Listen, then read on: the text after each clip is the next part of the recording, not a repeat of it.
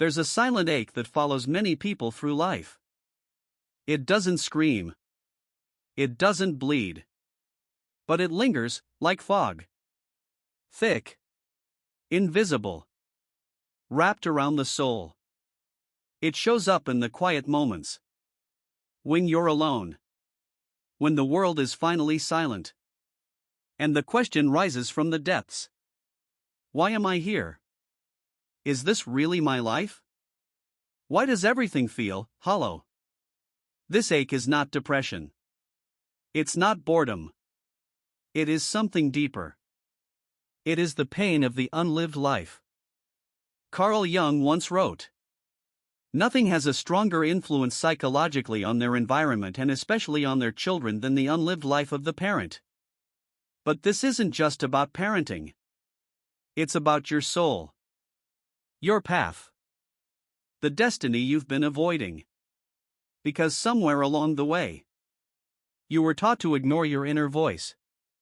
You were told to be realistic. To follow the path others laid out for you. To get the job.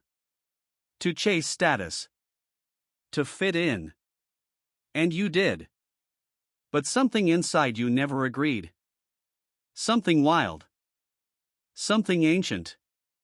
It waits beneath the surface. Watching. Listening. Waiting for you to remember. Jung believed that we are not blank slates. We are born with a blueprint. Patterns, instincts, and symbols woven deep into our unconscious. He called these archetypes. You were never meant to build your identity only with logic. You were meant to awaken it. To discover who you truly are. By facing what lies in the dark. The ache you feel? That quiet dissatisfaction? That's not a weakness. It's a signal. It's the soul's way of calling you home.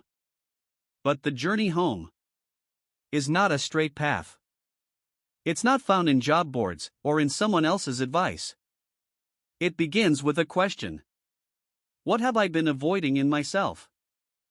Whose dreams have I been living? What part of me have I buried just to survive? Carl Jung didn't promise ease. He promised transformation. He said, "The most terrifying thing is to accept oneself completely." And he was right. Because the truth is, your true calling is not out there. It's buried in here. In the unconscious. In the forgotten. In the shadows you pretend not to see. And until you face them, until you walk into that inner forest, you will keep living a life that's too small for you. You will keep wondering why success feels empty. Why relationships feel fake. Why your days feel like echoes instead of songs. But here's the truth. The ache is a gift. Because only when you feel it can you finally begin. This is where your journey starts. Not with answers, but with permission. Permission to stop pretending. Permission to ask the deeper questions. Permission to become who you were meant to be. Not who the world told you to be. So take a breath. Look inward. And listen. Your true calling has been waiting. Quietly. Patiently. In the shadows. It's time to go in. To find your true calling, you must first understand the part of you that's been shaping your life. Without you even knowing it. Carl Jung called it the unconscious. It is not just where we hide our fears. It is the hidden blueprint of the soul. It stores everything. Your forgotten dreams, your childhood pain. Your suppressed desires. Even your potential. There are two parts to this hidden world. The personal unconscious. And the collective unconscious. The personal unconscious is yours. It holds your memories, your wounds, your patterns. It's where the parts of you you've rejected still live. But the collective unconscious? That's much deeper. It belongs to all of us. It is the ancient mind. It speaks in symbols, myths, dreams. It contains the archetypes, universal patterns of human behavior. The warrior, the caregiver, the rebel, the lover, the sage, and many more. These archetypes live in every story you've ever loved.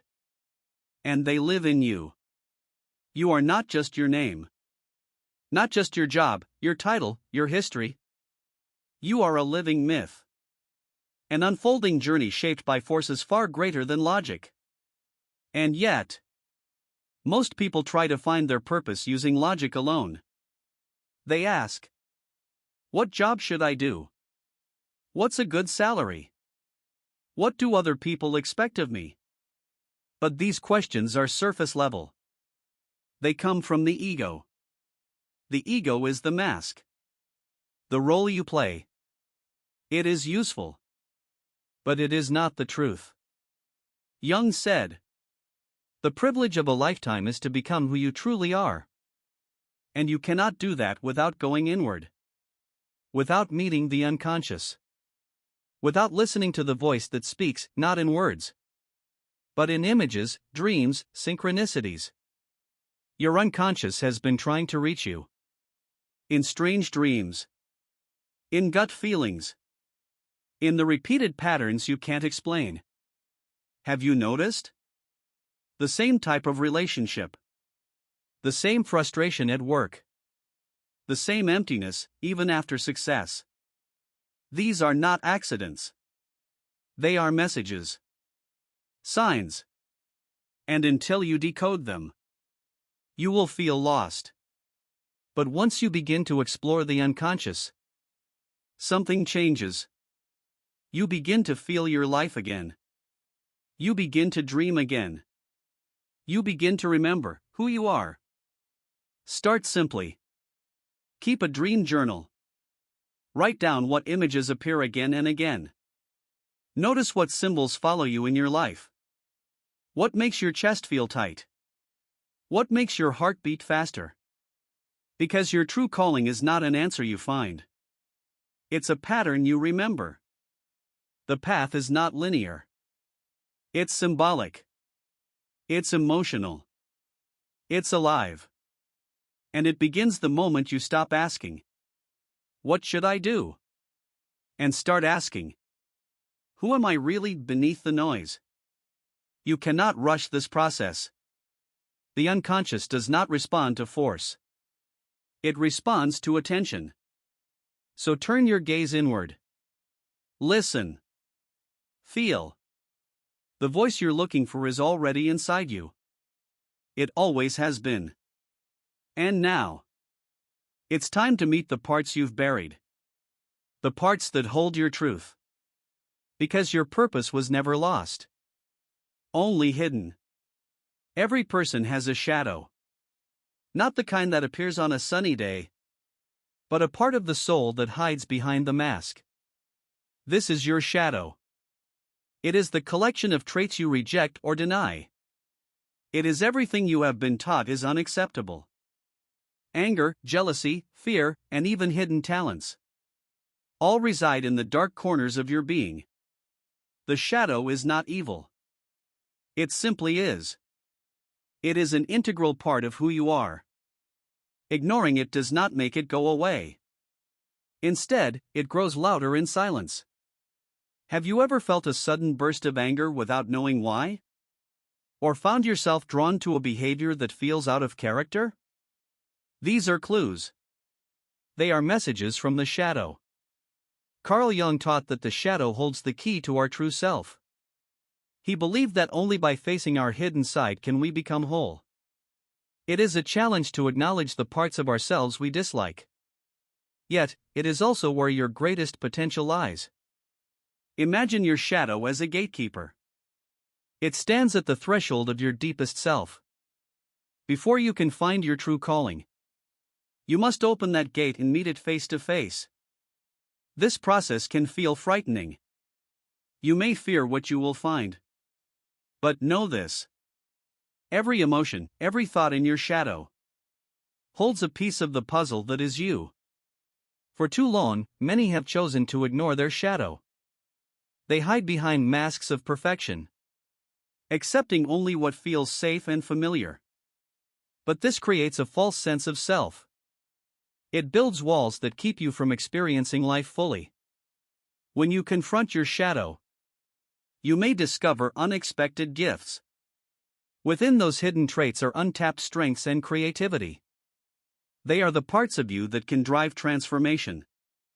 Once they are acknowledged and integrated, there are practical ways to begin this journey. One is through journaling. Each day, take a moment to write down your thoughts. The moments that feel charged with emotion. When you feel anger, sadness, or even intense joy, ask yourself, what part of me is behind this feeling? Another useful tool is dream analysis. In dreams, the shadow often speaks in symbols. Keep a notebook by your bed. When you wake, write down the images and feelings you experienced. Over time, patterns will emerge. They are the language of your unconscious telling you its truth. There is also the practice of active imagination. This is a way to speak directly with your shadow. Sit quietly. Close your eyes. Let your mind wander and ask, who are you? Be patient as images, words, or feelings come to you. They are your inner guide, waiting to be understood. Remember, the shadow is not a monster to be slain. It is part of you. Embrace it with compassion, not judgment. Treat it as a messenger, offering insights into your deepest fears and desires. When you work with your shadow, you begin to peel back the layers of your identity. You see more clearly what has been hidden for far too long. And in that light, you discover strengths you never knew you had. This process is not about changing who you are. It is about accepting all of you, both light and dark, so that you can live in truth. Your true calling is waiting on the other side of this self-acceptance. It requires courage to face what you have ignored. Consider the shadow as a teacher. It shows you where your wounds lie, where old patterns have taken root, and where you have the chance to grow. It is not your enemy. It is the guardian of the authenticity you seek. As you listen to the quiet voice within, allow the shadow to guide you. Not to control you, but to reveal the full story of your soul. Today, take one small step. Look at a part of yourself you have long avoided. In doing so, you honor your true self and move closer to your calling. Your shadow holds many secrets. Some painful, some powerful, and some beautiful. And as you begin to understand and integrate these parts, you step into a more complete, more authentic version of you. The journey is challenging, but necessary. For only when you accept both the light and the dark will you truly be free to discover who you are meant to be. Inside each of us, there is another presence. A hidden counterpart. A voice that does not belong to the ego, but to something deeper. Carl Jung called this the anima and animus. In every man lives an inner woman, the anima. In every woman lives an inner man, the animus. These are not roles. They are not about gender. They are ancient archetypes. Symbols of the other half within the soul. The anima represents feeling, intuition, receptivity. She is the dreamer, the inner muse, the emotional truth. She appears in men's dreams, their projections, their art, calling them toward emotional depth and spiritual growth. The animus represents logic, structure, strength. He is the inner warrior, the voice of action and clarity. He appears in women's ideals, their inner voice, their resistance, urging them toward courage and independence. But when these inner figures are unconscious, they take control in subtle, disruptive ways. The man who has not met his anima may become emotionally numb, detached, or controlled by romantic fantasy. He may search for the perfect woman, not realizing he is chasing a piece of himself. The woman who has not met her animus may become rigid, defensive, or lost in harsh inner criticism. She may distrust her own emotions, trying to outthink her truth instead of feeling it. In both cases, relationships suffer because we project these unconscious archetypes onto others. We don't see people clearly. We see shadows of our own unlived potential. How often have you felt magnetically drawn to someone, not knowing why? That pull is often the anima or animus at work. It's not love. It's recognition. Your unconscious seeing itself in another. This is why so many relationships feel intense, then fall apart. The key is integration. You must meet the inner other consciously. You must listen to that unfamiliar voice within. Not reject it. Not fear it. But understand it. Men. Your anima is not weakness. She is sensitivity. She is imagination, empathy, and inner wisdom. When you welcome her, you become whole. Not softer, but deeper. Women. Your animus is not domination. He is strength. He is focus, discipline, and sacred willpower. When you invite him in, you gain balance. Not hardness, but clarity. So how do you begin this inner dialogue? Start with your dreams. Who appears again and again? What figures challenge you? What qualities do they carry? Next, look at your strongest attractions and your strongest aversions. What do they reveal about what's missing in you? Then, listen to your inner voice. Is it always harsh? Is it overly romantic? Does it push or protect you? These are not random thoughts. They are clues. The anima and animus speak through your emotions, your impulses, your longings. Carl Jung wrote, "The encounter with the shadow is the apprentice piece in the individual's development. But the encounter with the anima or animus is the masterpiece. This is the turning point. To find your true calling, you must reclaim the full range of who you are.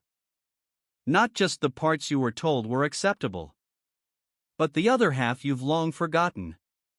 When the anima and animus are integrated, something powerful happens. You begin to feel balanced, rooted and open, strong and sensitive, decisive and intuitive.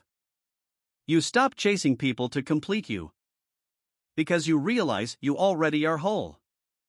This wholeness is not the end of your journey. It is the beginning of your true path. The path where your choices come not from fear, but from inner harmony. Where your purpose is not a guess, but a deep knowing. And that's where we're headed next. So now you've looked inward. You've touched the unconscious. You've faced the shadow. You've begun the work of integrating your inner opposite.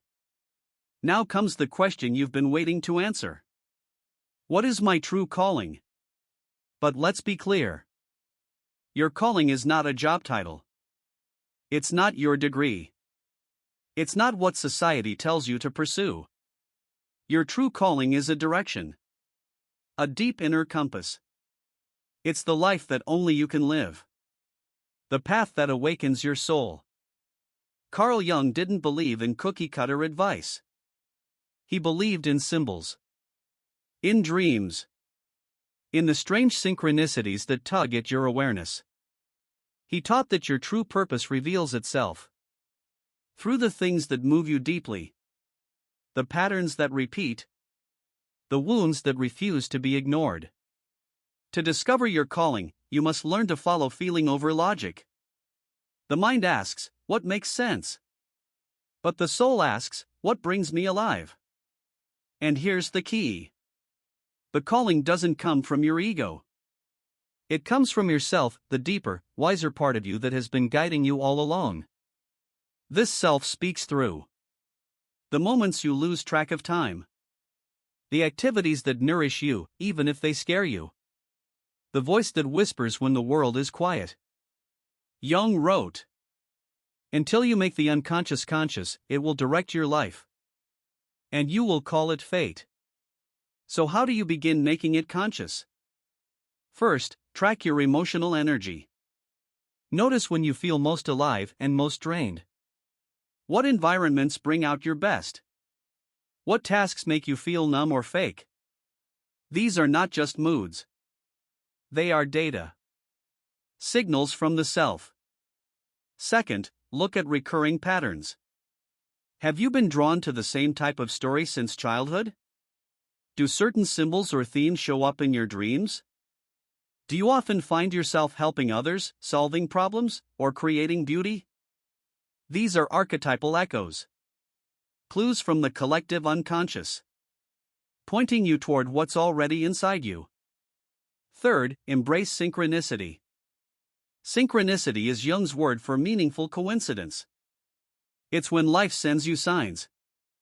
A book that finds you. A stranger who says exactly what you needed to hear.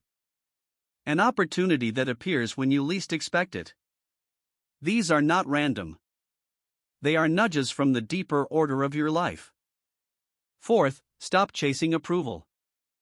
Your calling will likely lead you away from the crowd. It may not impress others. It may look strange at first. That's okay. The path of the self is not designed to please. It's designed to liberate. And finally, fifth, follow the threads of your wound. Yes, your calling is often hidden inside your greatest pain. The thing that nearly broke you also shaped you.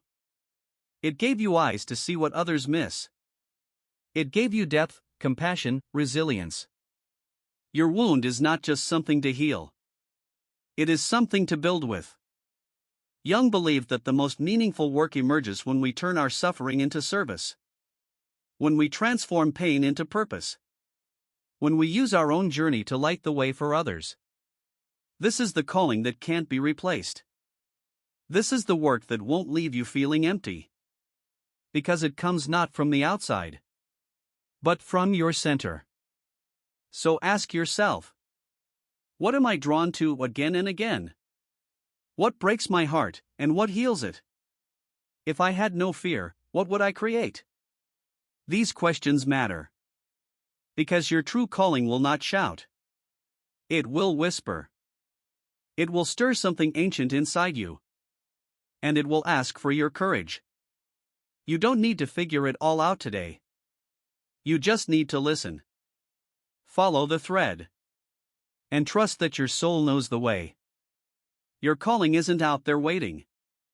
It's been inside you all along. Waiting. For you to remember. You've come a long way. You've journeyed into the unconscious. Faced the shadow. Met the inner other. And touched the quiet truth of your calling. Now comes the real challenge. Living it. Carl Jung called this process individuation. It means becoming whole. Not perfect. Not popular. Whole. Individuation is the sacred task of aligning your outer life with your inner truth. It is not something you finish in a weekend. It is a lifelong unfolding. And it begins with this question. Are you willing to be who you truly are regardless of the cost? Because authenticity has a price. You may lose approval.